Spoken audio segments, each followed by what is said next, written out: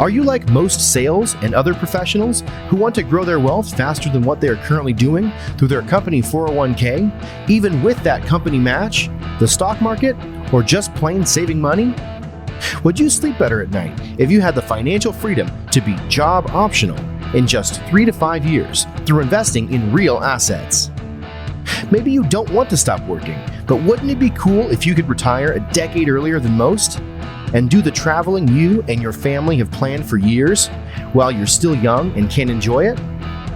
Let's face it, most busy professionals don't have the time or desire to take on more work outside of their W-2 to grow their wealth. On The Wealth Flow, each week we share the stories, the investments, and take a deep dive into the various asset classes that can deliver that accelerated growth to your portfolio passively.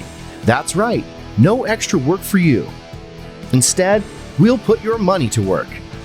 Learn what the 95% aren't talking about and join the top 5% of earners today on The Wealth Flow.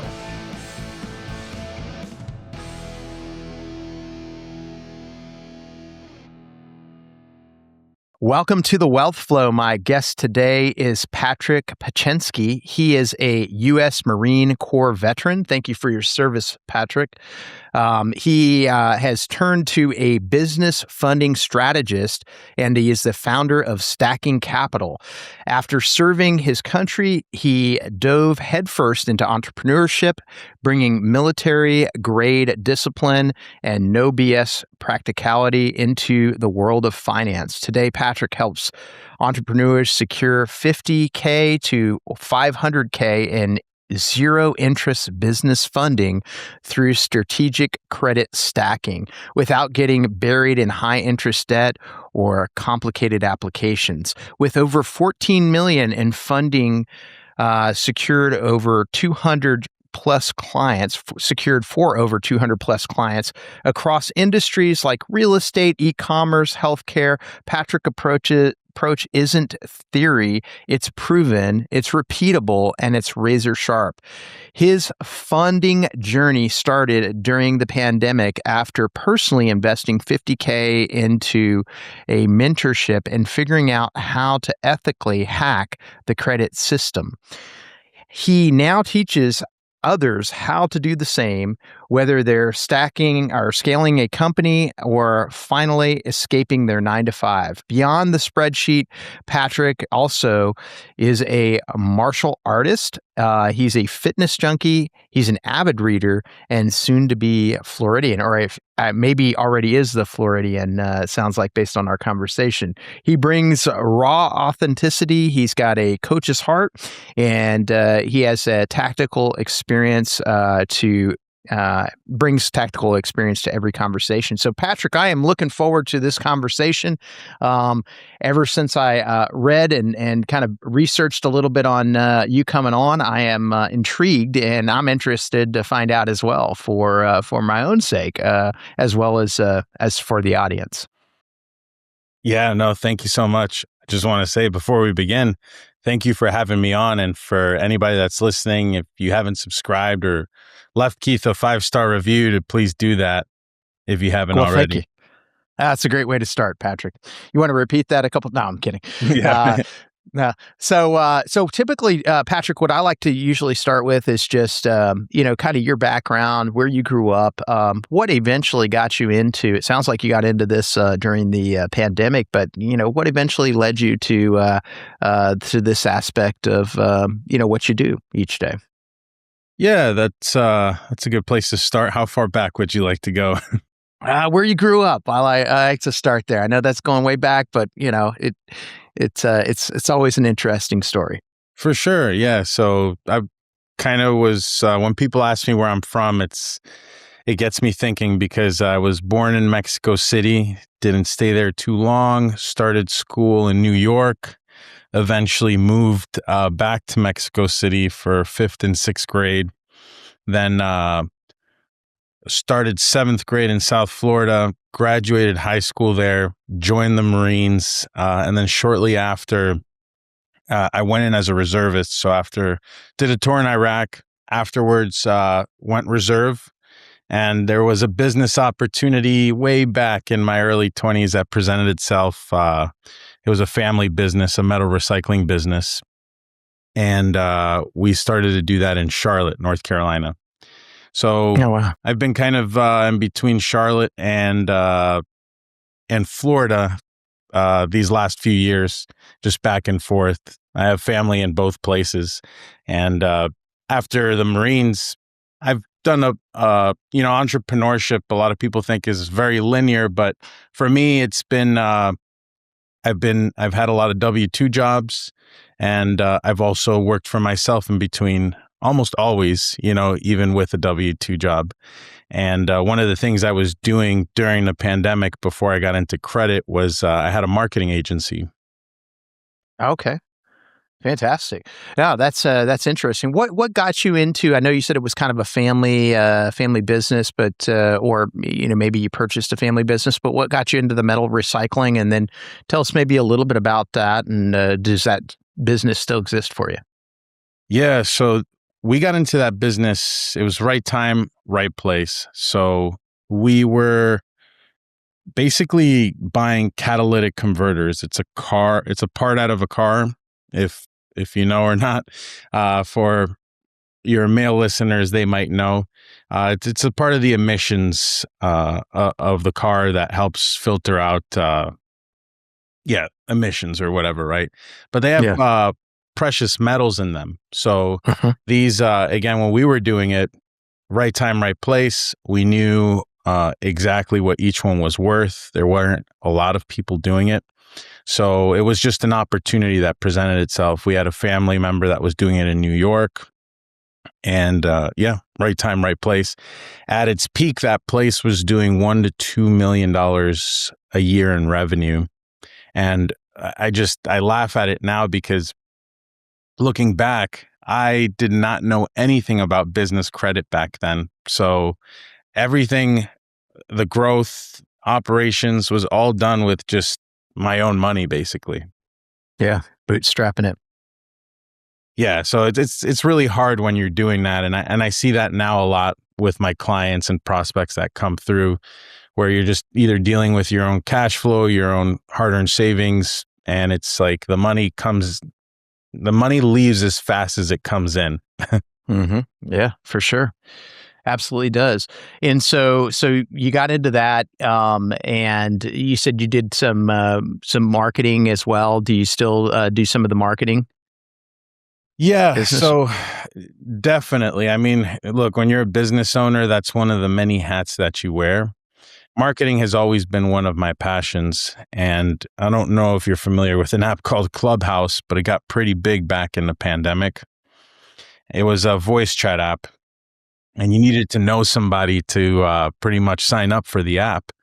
And in one of those rooms, they start talking about business credit, and I'm talking about pretty big giants in the room, like Ty Lopez, Grant Cardone, the ex-CEO of Virgin, like big people, and they're like getting into heated debates and everything. And I'm just like a fly on the wall. So they started talking about business credit and just sent me down the rabbit hole because, again, everything that I had tried, including my marketing business up until then, I was always more of like, that's why I don't say I had a marketing agency. I was more of a marketing freelancer because I was a solopreneur. And again, it was just making that jump eventually from not using my own capital, leveraging my credit to basically be able to invest into the right systems and then the right employees, the right team to be able to start finally growing. Yeah, yeah. And so you heard you were, like you say, kind of a fly on the wall, going back and forth on this app. Then this was during COVID? Yes. Yeah. Mm-hmm. Okay. So kind of it sparked your attention. How did you learn more about it? Yeah, so that's a good question because that is one of the reasons why we're here today is through investing a lot of money and wasting a lot of time. So one of the people actually the person that was talking about credit in that room ended up being one of my first investments and mentors. And I don't even want to say their name because they did open me up to, the power of credit. And, I've learned a lot since then. Like with them, for example, I had spent a lot of money. The education was great, but so in this industry, there's a lot of noise and there's also a lot of potentially not scams, but things that get into almost like fraud and being illegal. Right. Right. And there's a lot of that out there and it gets a lot of noise. It sounds pretty. It's a shiny object. But oftentimes it's just a waste of money and a way to possibly get in trouble. So, that first mentor was talking about buying primary trade lines to make yourself look better. And it was just a big waste of time. Then the second mentor I had actually got me a round of credit cards, but it was all on the personal side. So this is actually a very common thing. It's either they don't know or they have a very limited scope of what they're doing, or they just simply don't care. A lot of these guys just charge like a back end commission off of the funding they get. So they'll just get any sort of approval that they can get. And sometimes that means racking up a bunch of new accounts on your personal profile. And that's what had happened exactly to me.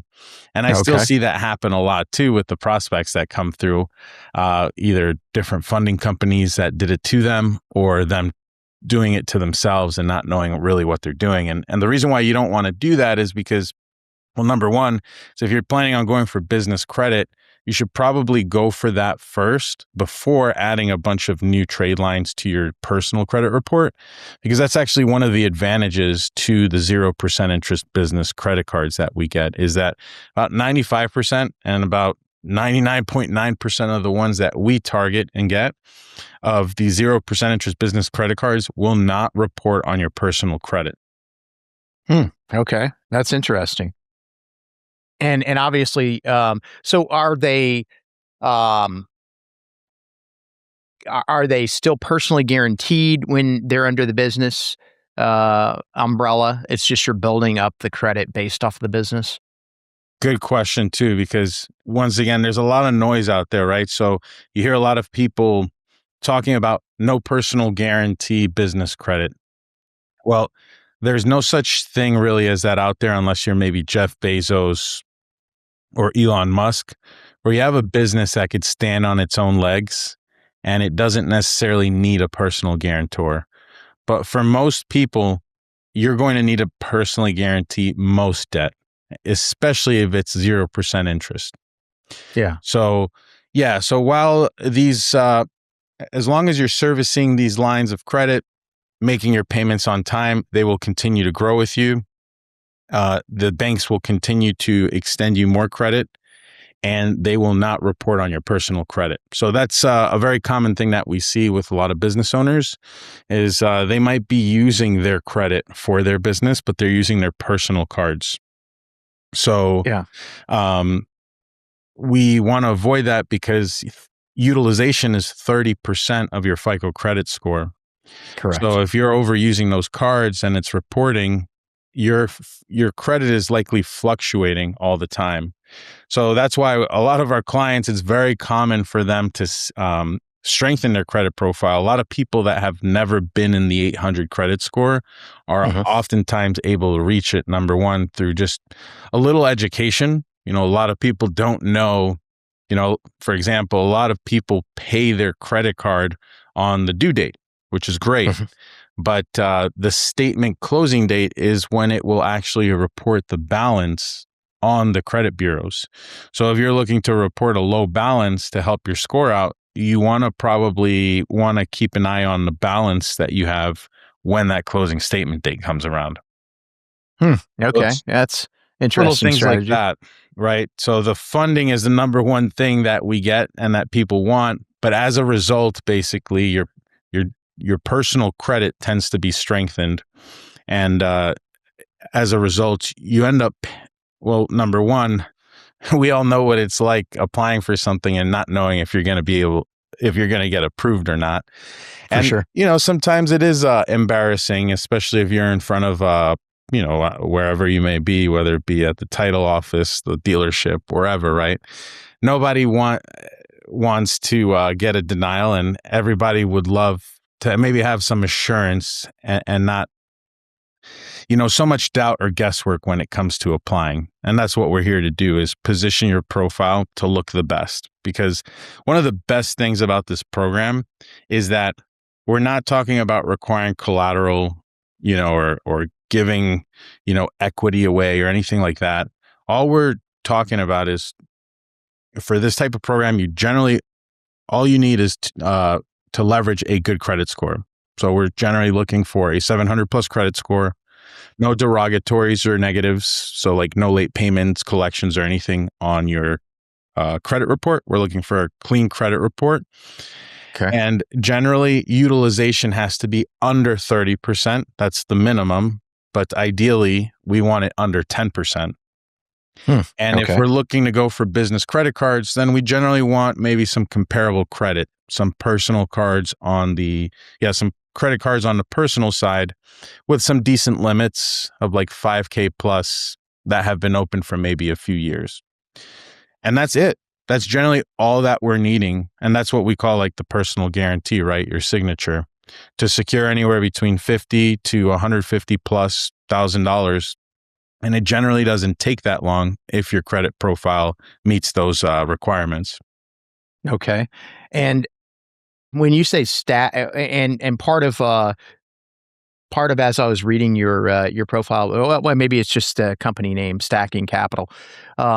Is this a combination of business lines of credit and credit cards, or tell me a little bit about what that looks like? And maybe before we go there, I mean, I just, kind of on a personal testament, it does make a huge difference. I didn't realize how much it did. Always, ever since rebuilding my credit after kind of the crash of real estate in 2008, I had to work tooth and nail to get back to where I was bankable and everything else, because all my income was tied to real estate way back then. And so when I got to that spot, trying to keep the high credit score was important. And it was nice as I started to reapply and, build my credit back up. I was able to do that. But this was all on the personal side. Now I've got business credit cards now as well. But,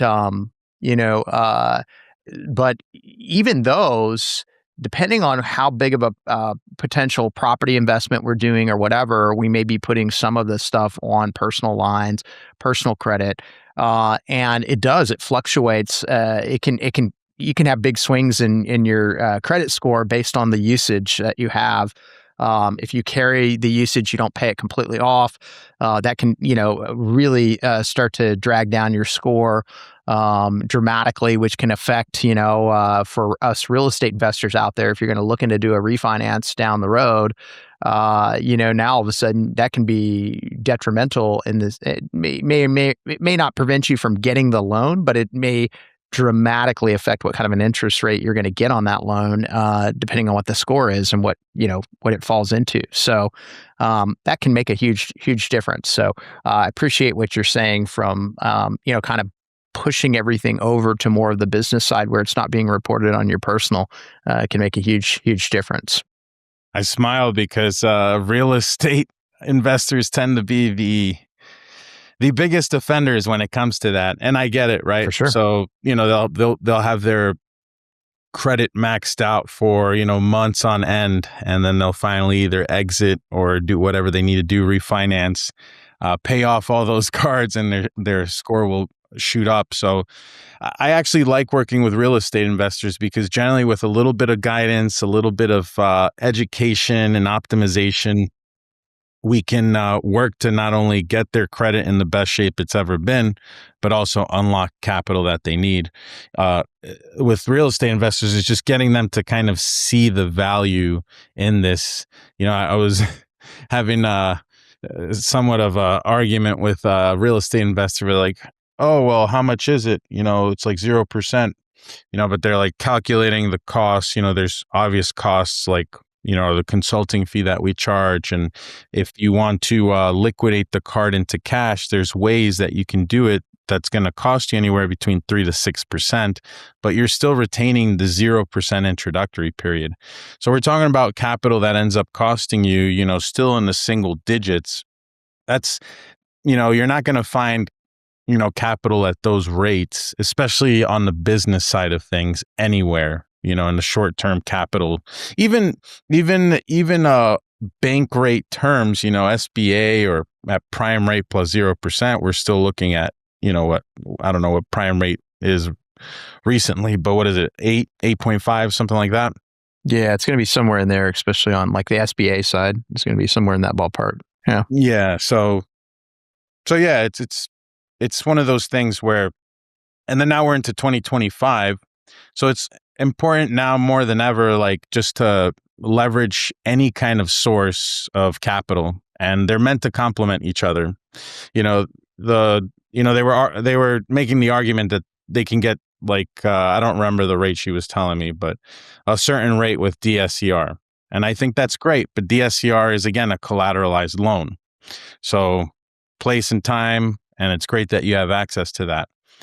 But once again, 0% capital stacking allows you to access up to $250K with just your essentially a good credit score and your signature.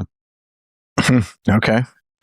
Well, so tell me a little bit about that. So you've got a program. It sounds like there's a consulting fee, but what? So and it sounds like 700 credit score and above.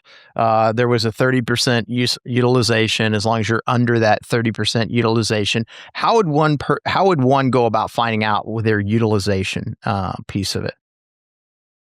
Yeah, good question.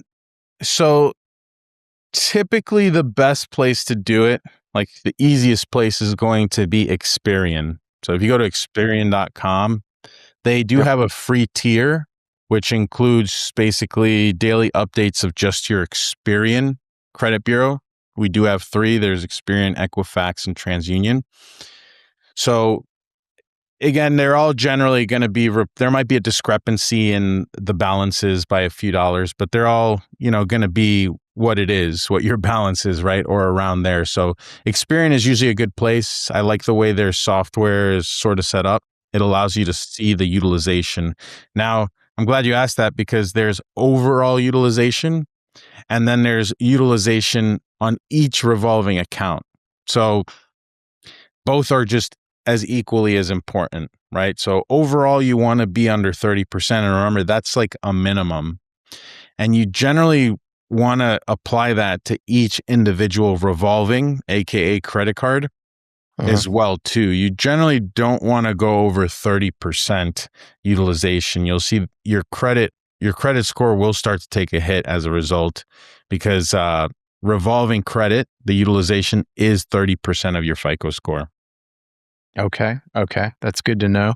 And so if somebody if somebody comes in and they're just like, hey, I do want to have a business, I do want to try to access as much under the business as I possibly can, kind of your go-to would be what, to start with some type of a business credit card. Do you in conjunction with that do lines of credit, or is this a process that you start with one, then you maybe layer in another, or tell me a little bit about how that strategy works, Patrick? Yeah. So startups do not have a lot of options out there. You're generally resorting to, this is pretty much it. You go to a traditional bank and ask for a loan or line of credit. A business is generally going to need 2 years in business and the supporting documentation to go along with that, tax returns, bank statements, things like that, for at least bank term financing. There are alternative lenders out there. So once you're 6 months to a year in business and you have at least $5,000 to $10,000 in revenue, there are options for you out there. And that's what we call the alternative lending space. There's about 20 plus programs out there when it comes to short-term capital for business owners, but you're not getting out. There's no free lunch. So I call it the 3 C's. You're either going to have to secure it with credit, cash flow, the revenue of your business, or collateral. So those are one of the 3 that you'll need to make happen, right? So going back to what we were talking about earlier, there's products on the real estate side that are collateralized. The 0%, all you really need is a good credit score, and it is startup friendly. So that's the really nice thing about it is not only does it allow you to access cheap capital, but if you do this right, and that's the key word, and this is why we are around, because there's a lot of funding companies out here that they're more like funding brokers. They're just shops that are looking to get you in, get you out, get you funded as quickly as possible. And sometimes it gets you the funding, but it's incomplete, right? Like they might do it with the intentions of getting a high commission because they're getting a percentage off how much funding they get you, right? So going back to, like, for example, a very common thing I see is they'll go through one of these funding shops. I call them like McFunding shops. And again, they weren't maybe necessarily 100% ready, but they had a file they could work with.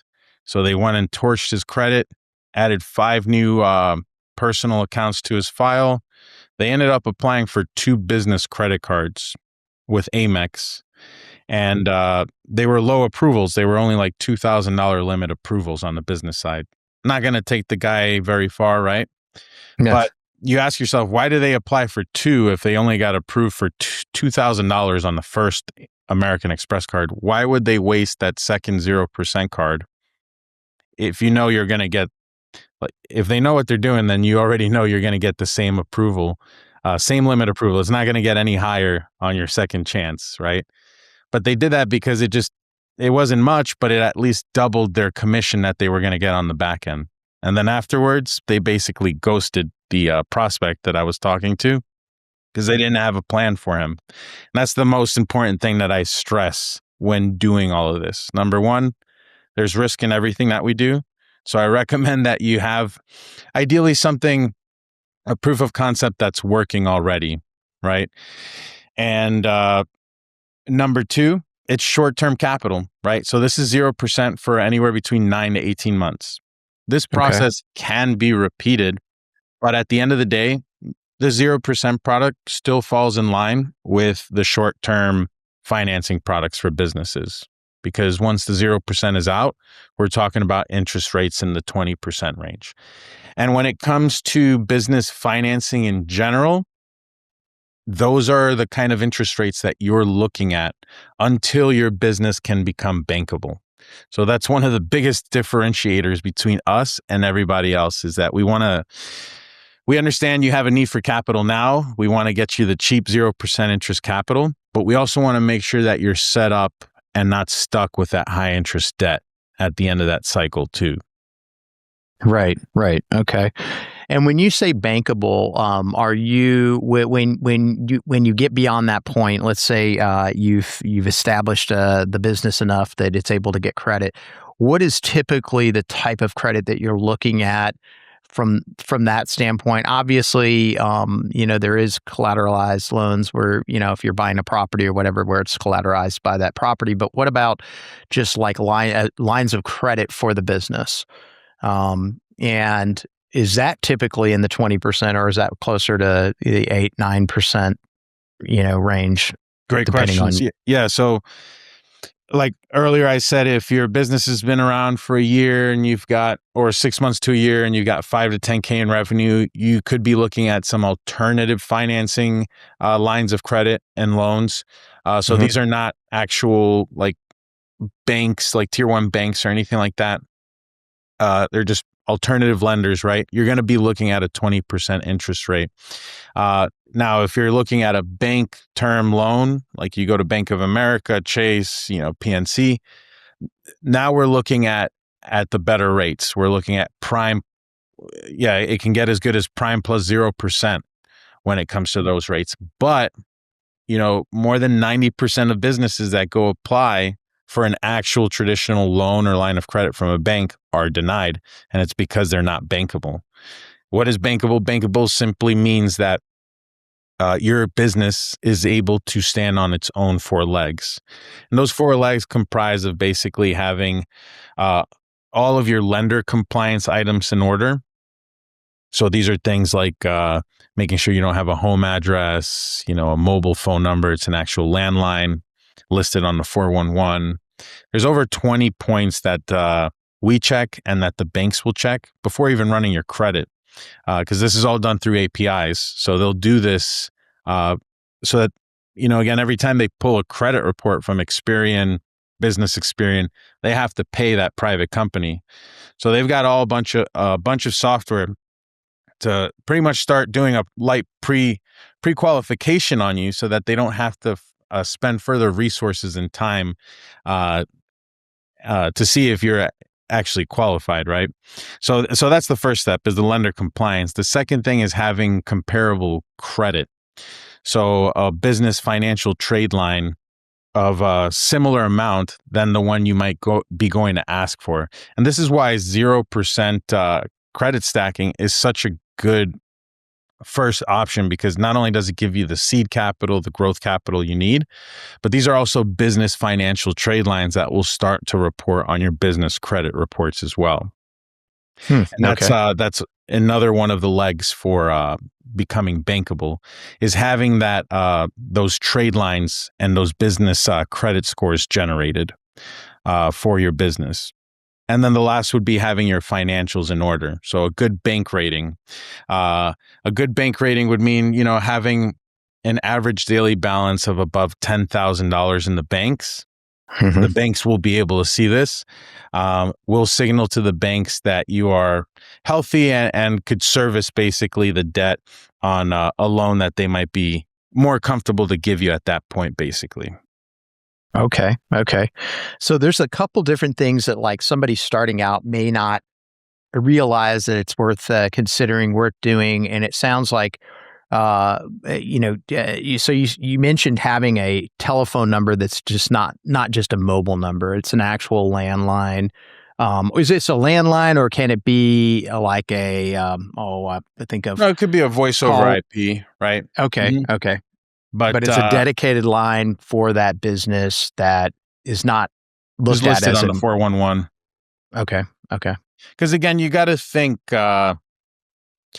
if the banks can't find you, what kind of certainty or confidence does that instill in them, right? For sure. And they have all the statistics on that too. I mean, even just believe it or not, they'll look you up, and them seeing, let's just say, a Google Maps listing with a 2-star rating, that is enough reason for them to deny you a loan, just by having bad reviews on Google, because they know that you're obviously more likely to default or go out of business by having a Google profile like that. Yeah. And it's the same thing with personal email addresses instead of professional ones. Like, they have all the data on that.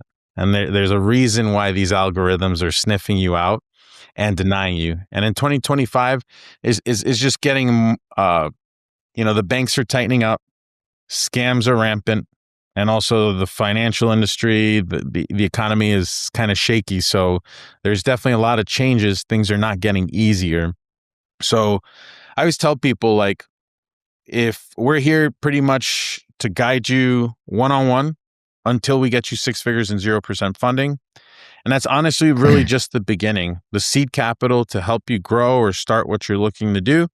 But at the same time, also start that foundation. A lot of people that I work with, their growth is done in stages, and the funding works exactly the same way. So if we can get those two in alignment, they kind of start to work together, in sync, because 0%, that program will generally limit you to about $150,000 per round, $250,000 on a very strong, thick profile, or if we have a business with partners. Then we could be looking at maybe some lines of credit, loans, things like that. But altogether, even on the road to becoming bankable, we're looking at maybe now up to $5 million and terms up to 10 years. And if somebody wants more beyond that, after we're done working with them and getting their business bankable, well, we work with third-party partners. We have partners we can refer our clients to. And one of them is either private equity partners and consultants that we have that can connect them with more money if they're looking for anything more than 5 million. Okay. Yeah, that's it's more complex than you would expect, especially for somebody that's maybe more of a solopreneur, right? That may not know. I mean, they've got a real estate investment business where they've got contract laborers, they've got this, they've got that, but they may not realize that, hey, it's good to have outside of just having everything listed underneath your personal home. Now, would a PO box work, or does that not work? Or when I say PO box, like an address, it's a street address, but ultimately it is a PO box. Or do they want to see that you have an office, somebody that's maybe smaller on the staff side that doesn't need a dedicated office for people to come into each day? But does it make sense to still have that if you're ultimately looking to grow this credit profile? Yeah, so it's like one of those things, right? It depends. Like if we're talking about funding, then yes, you absolutely do. But it's like it's like a lot of things, right? Like for business, you technically don't even need an LLC, and to obtain business credit cards, same thing. You could obtain some of these business credit cards, 0% interest business credit cards that won't report on your personal credit with no LLC. You can apply as a sole proprietor with your SSN. You're going to be limited with the options that you have, and the limits aren't going to be as high. And it's going to be the same thing generally on that side too. Is like you're always going to have some kind of limitations. So if you're thinking long term, generally you are probably going to want to be at least have an LLC or something. Yeah. Well, and on that same note, right, you can have pass-through LLCs when you're filing your taxes, or you can, there's all different options that may cost more from a tax standpoint and tax reporting standpoint. But if you're thinking long-term, they may be worth doing differently. So I'm just wondering from like a business credit standpoint, or when you say you need to have the tax returns, is the tax return related to that business, but it being a pass through is that a hang up versus, the LLC filing completely on its own as its own entity type thing? Oh, okay. Yeah, no, not at all. I mean, again, when we're talking about 0%, most of it's going to be stated income. So okay, they're not going to be asking for a lot of the tax returns. Okay. And when it comes to let's just say like the bank, lines of credit, loans and things like that, they're still going to ask for your personal income, your business revenue. They might look at the documentation, but how it's structured doesn't necessarily matter. Ultimately, I mean, for people that are starting out or, likely listening to this right now, it could be said that a C Corp is ultimately where you want to go in terms of, capabilities of, funding.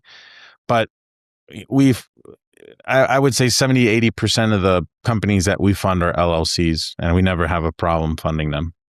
Yeah. Okay. And some of them Sounds are good. brand new, not even a week old, and some of them are aged and very old. So it really boils down to, and we have a very simple, 3-step process. The first step is usually credit optimization. The second step is the business compliance side of things that we covered a bit. And then the third part is the actual strategic application sequence. So making sure that we're applying, what banks we're going to target, what sequence we're going to apply in. And and then the rest from there is really just once we apply, we are generally getting the cards in the mail 7 to 10 business days from the applications. The applications all really happen in a very short window. I tell everybody the applications themselves only take about 30 minutes. What takes the most time is the preparation. Those 3 steps that I just went over, the credit profile optimization, making sure that that business compliance, those banking relationships are set up, and that we have that right application sequence ready to go and queued up. Okay.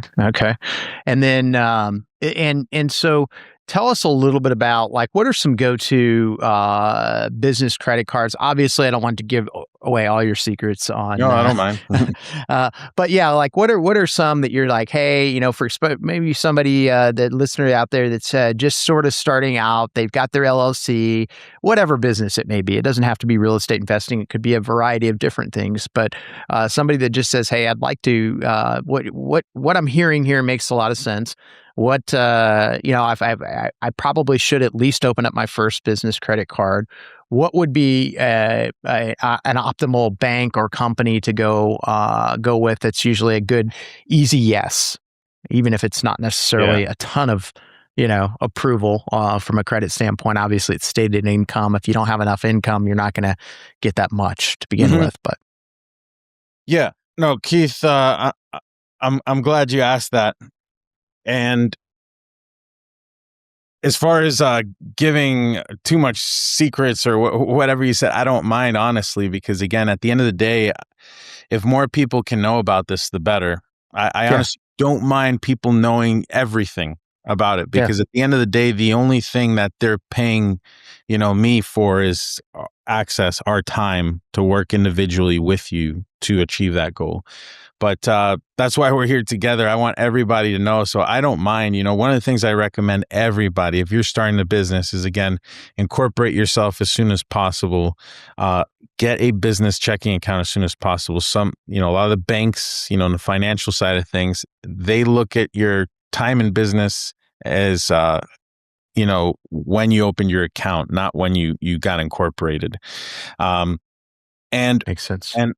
And you know, I tell everybody, when it comes to banking relationships, you don't want to be monogamous. You might be that in your relationships, but when it comes to your banking relationships, you want to be what they call polyamorous or whatever, right?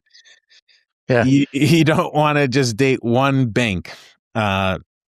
So, which leads me to my that next question that you had. What credit cards would you recommend that they go over there first starting out? Well, number 1, get incorporated. Number 2, open up not just one business checking account, but multiple business checking accounts. And then as far as which cards you're going to go with, I always say this, leverage the relationships that you already have. And this is why everybody's funding roadmap is tailored specifically to them, because we're always going to do a deep dive into their actual credit report. We're going to look at everything from open accounts, closed accounts, mortgages. That's why I love real estate professionals. They tend to have a thicker profile if they've been in the game for a while. And you'll find in their relationships that we can leverage, where, again, you see it on the profile. Hey, this person had a mortgage at one point. Maybe it was 5 years ago. But again, nonetheless, it is like a $250,000 mortgage or loan showing on that credit report. So your odds of approvals are a lot higher from that bank than from somebody that you're maybe just a complete stranger, right? So I would say always leverage the relationships that you've already got, whether that be on the personal, business, open, or close-ended side of things, and fill the void with the relationships that you don't have. And by relationships, I mean opening up a checking account, a savings account, a money market account, using more of their products, their debit card, their merchant services, whatever you can do. And just remember that banks work in 90-day cycles. So if you're not in a rush, it's always best to think in 90-day cycles with the banks. And what do you mean by that? So for example, we talked about there's something called a bank rating. A bank rating is your average daily balance of what you've maintained in your account. That average daily balance is based on a 90-day time period. Okay. So that's just one example, right? Same thing if you're looking for maybe like a loan, personal loan, a business loan, line of credit, whatever. Generally, they're going to ask for the last 3 months bank statements. So same thing. It's like that's just like one mini cycle for them to assess a part of, your business. Yeah.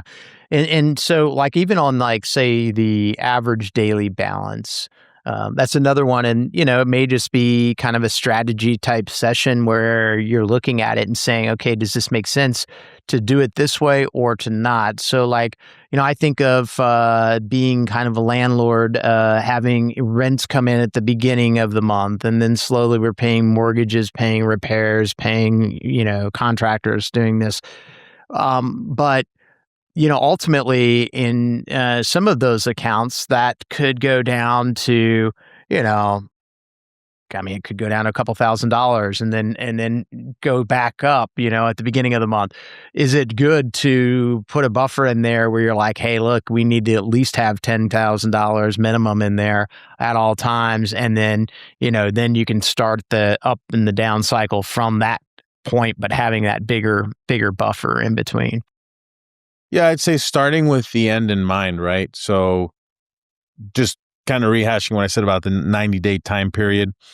So if your objective is to get funding, then I would say yes, right? If you're like, okay, look, I know Wells Fargo's got the Signify 0%, 12 months, and I know they also have a line of credit. They can extend up to $100K on the business side. Been banking with them for a year. Been in business for 2 years. Let me go and try. Let me go try that. I'm sorry, I kind of lost my train of thought there. No, I that's might need to okay. be edited out. What were you saying again? No, I was just saying, would it make sense to leave a certain amount in there, above and beyond where your operating cash is going to come in and out? Like, I look at even some of my own accounts where they'll fluctuate dramatically just based on the fact that we have rents that always come in. Unfortunately, we're at the 11th, right? And I still have at least a couple stragglers that are still paying. But usually most of it comes in within the first 15 days, and then it can be depleted from there as you're riding, mortgage payments, expenses, paying off your, repairs that you had done the prior month or whatever it may be. But should you put a buffer in there that says, hey, look, it's not going to go down to a couple $1,000s. It's going to go, we're going to put a, 20,000, 50,000, whatever it may be, and then just working above and beyond that, where it's fluctuating between, call it 100 and down to 50 versus, 50 down to, whatever. Yeah, generally, no. Again, you want to start with the end in mind. So if we're targeting that bank for funding in the near future, then maybe we do want to start thinking in those ways. But generally, no, especially, like yourself, that's super common in the real estate industry. If you've been banking with them, they know the industry that you're in, and they definitely know, especially if it's a routine or a pattern, they know,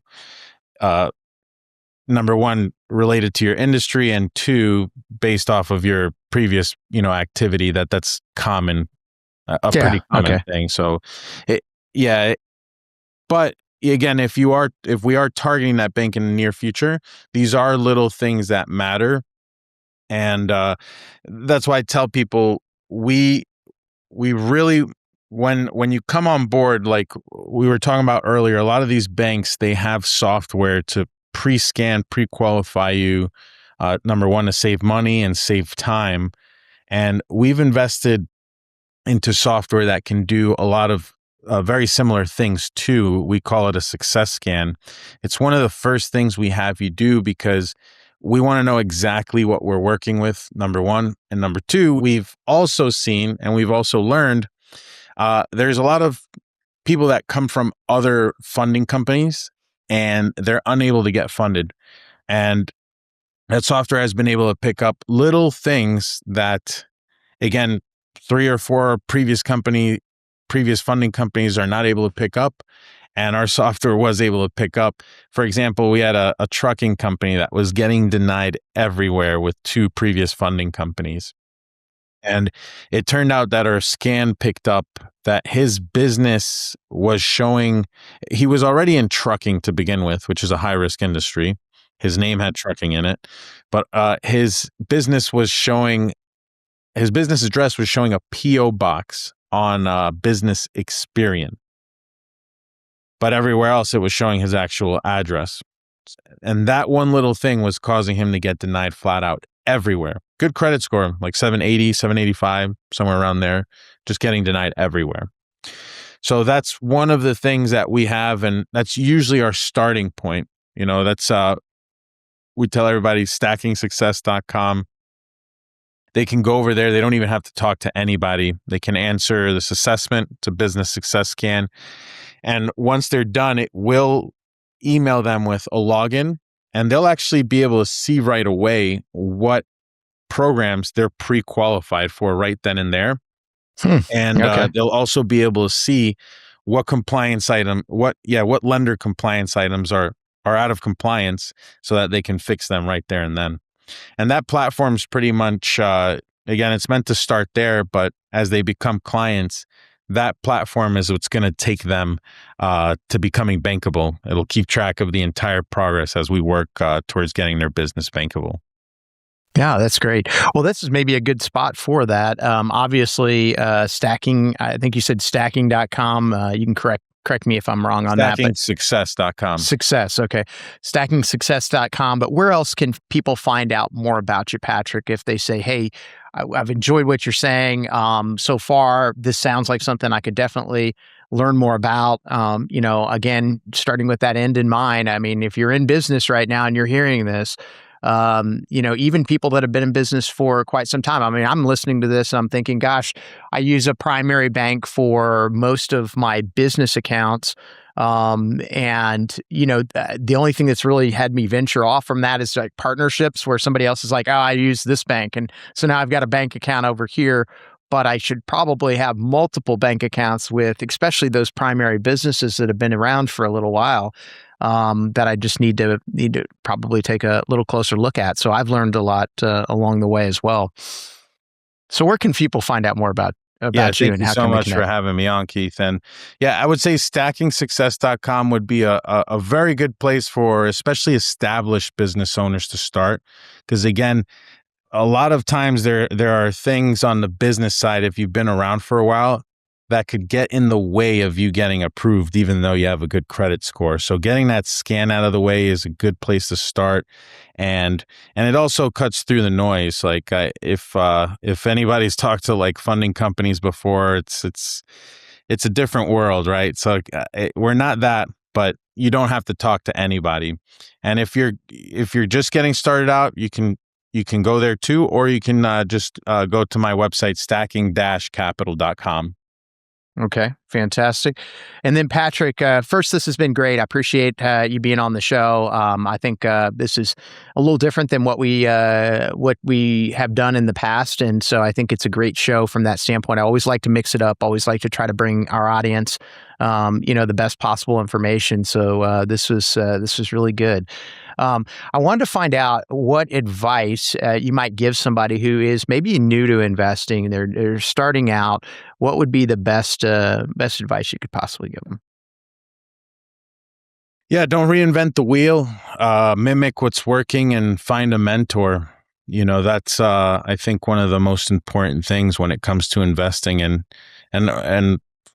doesn't find a mentor online. I mean, in person doesn't have to be online, right? Yeah. But I think that's, and it doesn't have to necessarily apply to real estate, but I would say that's the biggest thing. Yeah, I think so too. I mean, there's so many people that have already kind of forged the way for a lot of us, and there's no sense in, like you said, reinventing the wheel. How about a book recommendation? Doesn't have to be real estate or finance related. It certainly can be, but something that you've read that's been impactful that you'd like to share with the audience. Think and Grow Rich, by far. Yeah, for sure. Love it. I have heard that one before on this show, but it's always a good reminder because it's a great one. It's like at least one to break out at least once a year and kind of I'm more of an Audible guy, but to re-listen to on this end. So yeah, I would think that would probably be the most mentioned book. Yeah, for sure. But that's why I love it. It's like I consider it almost like a standard. It's like a moral code almost. Yeah, for sure. Well, Patrick, I've enjoyed this. Thank you so much. I think we'll call it a show. Thanks for being on the Wealth Flow. Thank you for having me. Yeah, absolutely. Being that you're still here, I trust you found value in this episode. I personally wish I would have known these guests and strategies when I started my wealth creation journey. Go to wealthflow.capital to subscribe to our newsletter. And as a free gift, we will send you our quarterly market report and the top 10 things to look for in an investment opportunity. Take a minute to give our show a rating and review. Help us reach 1 million professionals by subscribing and sharing this episode with someone you know who could also find value in it.